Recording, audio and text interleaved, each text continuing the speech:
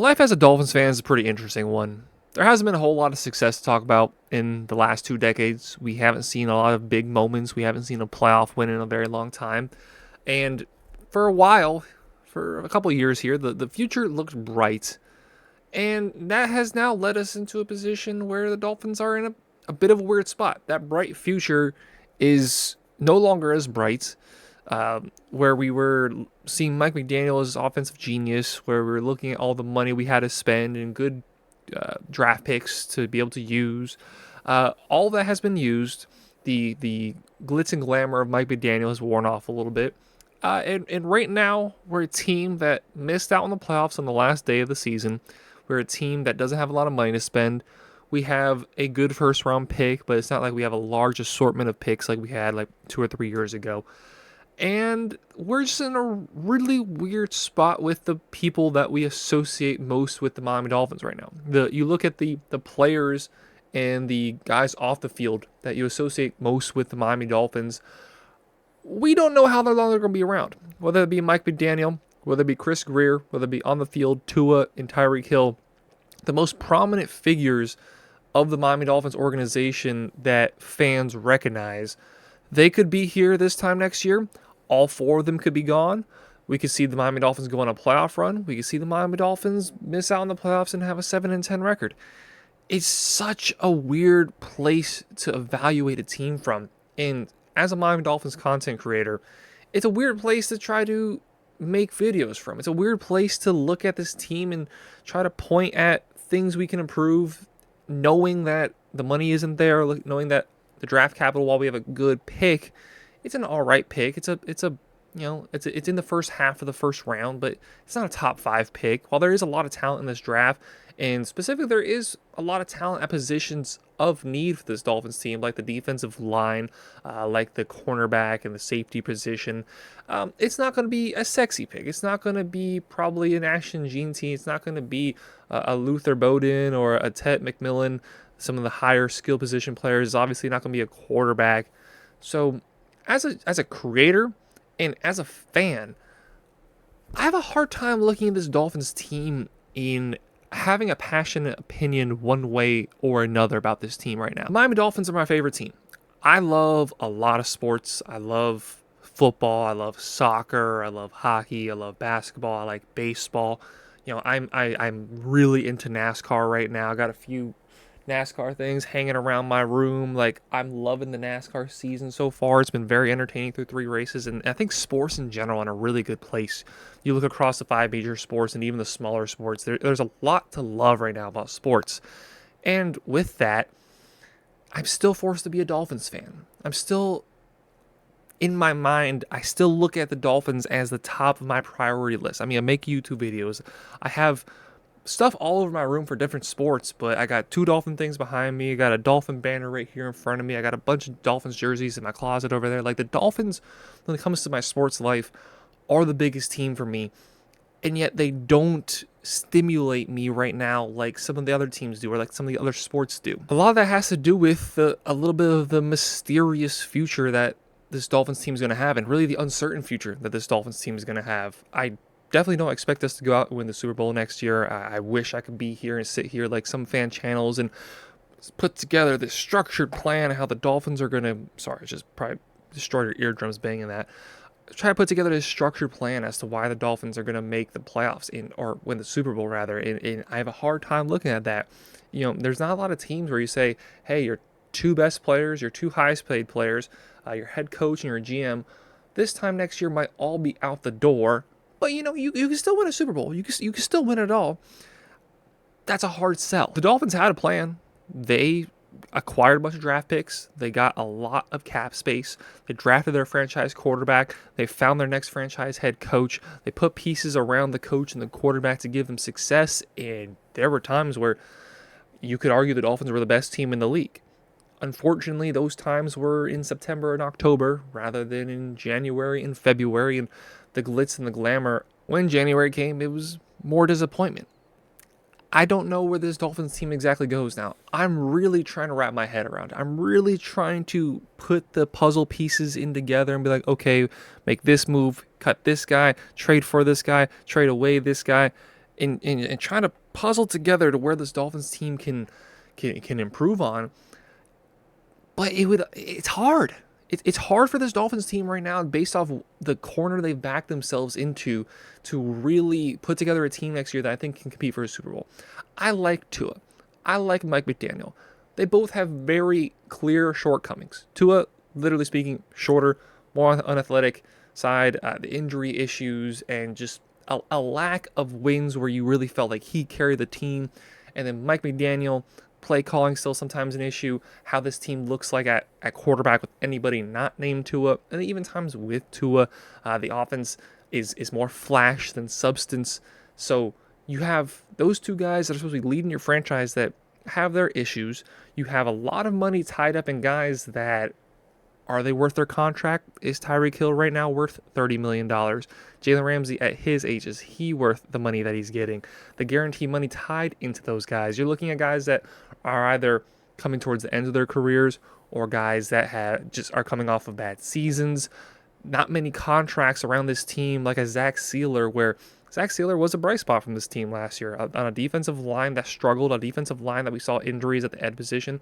Zach Sealer was just quietly having another good season, as we expect out of him. His contract, I love it. I love the contract for him. There's not a lot of contracts to love on this team. We just saw another offseason where the Dolphins, you spend first, second, third round capital on players, on Christian Wilkins. This year is probably going to be on Javon Holland. Last year, Robert Hunt.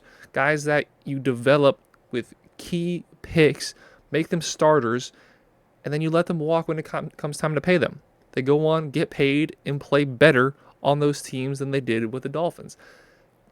It doesn't make sense how this team is operated.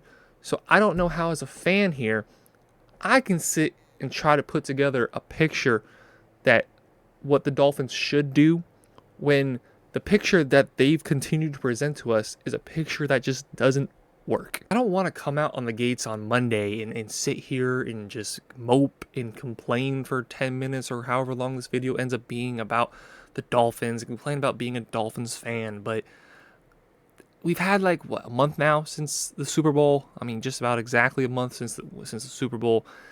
And I just can't shake the thoughts of just how different the Dolphins are from the likes of the Eagles, from the Chiefs, who just got battered in the Super Bowl. But the very least, they got to the Super Bowl. They've won Super Bowls, and they still have a promising future with Andy Reid and Patrick Mahomes. No matter how that team looks, no matter who else retires, that team is going to look good as long as they have those two guys.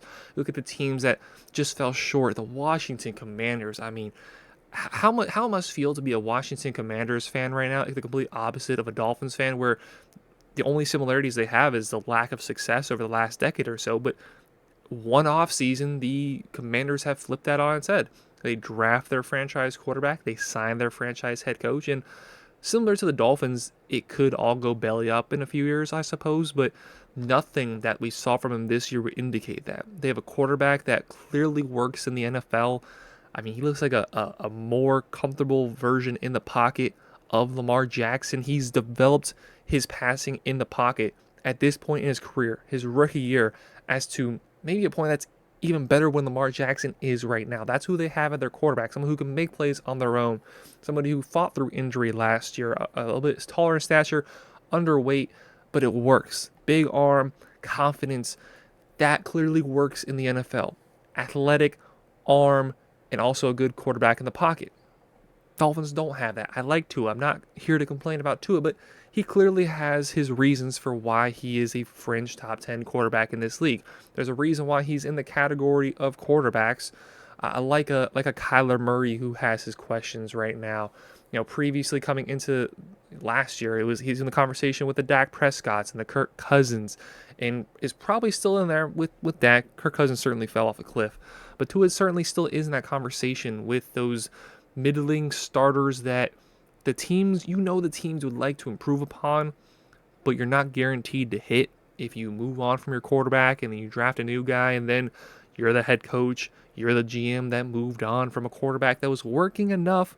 Kyler Murray has gotten the Cardinals to the playoffs. Dak Prescott has gotten to the Cowboys to the playoffs multiple times. He's won a playoff game or two, which is more than we can say as Dolphins fans. Those teams, like the Dolphins, are in an uncomfortable position with their quarterbacks where they know they're good. You can win games. You know those guys can win you games, but are they going to be the quarterbacks that take you to the promised land? And there's a lot of Dolphins fans that will hear what I'm saying and yell and scream and call me a Tua hater and discredit everything I've said, because I do have my reservations as to whether Tua has the ability to do that. But our issues are not Tua. Tua is one man. He is one man at one position, and he does his job pretty well.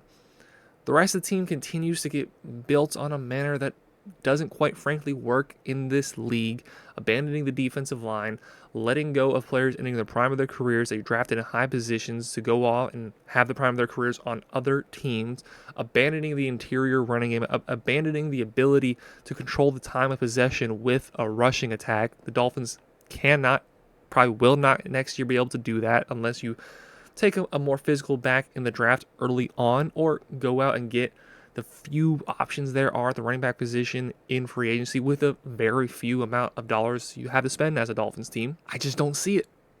I don't see the avenue in which this Miami Dolphins team, as constructed and with the assets the Dolphins then have to improve upon it, how this team is going to be in Super Bowl contention this time next year. Not this time next year, like 11 months ago. 11 months from today, next year. Finally got it out. We're not necessarily in contention mode. We're certainly not in tank mode. We're in a bit of a limbo state. We're in a bit of, it can really fluctuate one way or the other.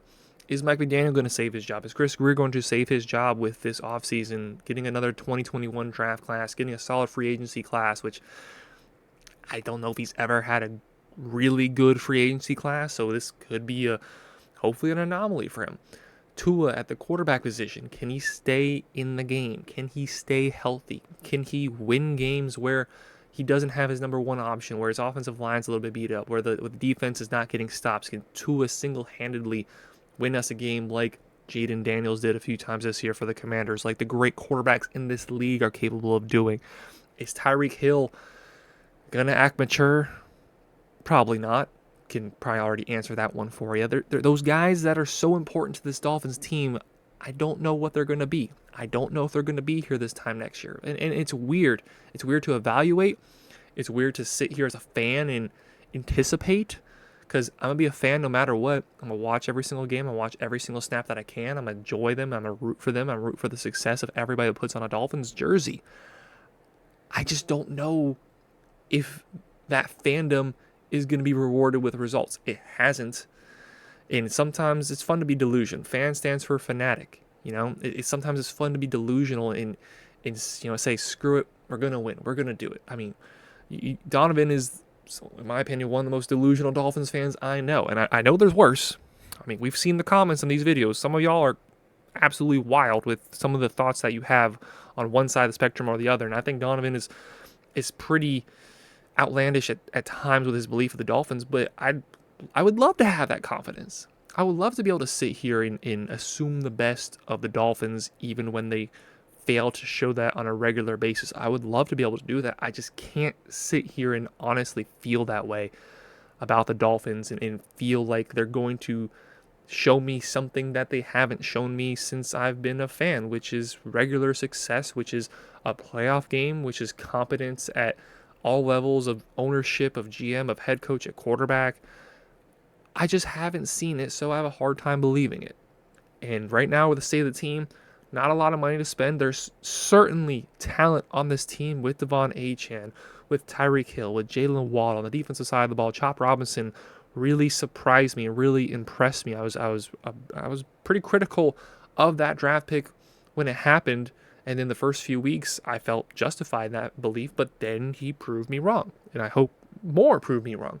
Zach Sealer, a really talented guy with a good contract.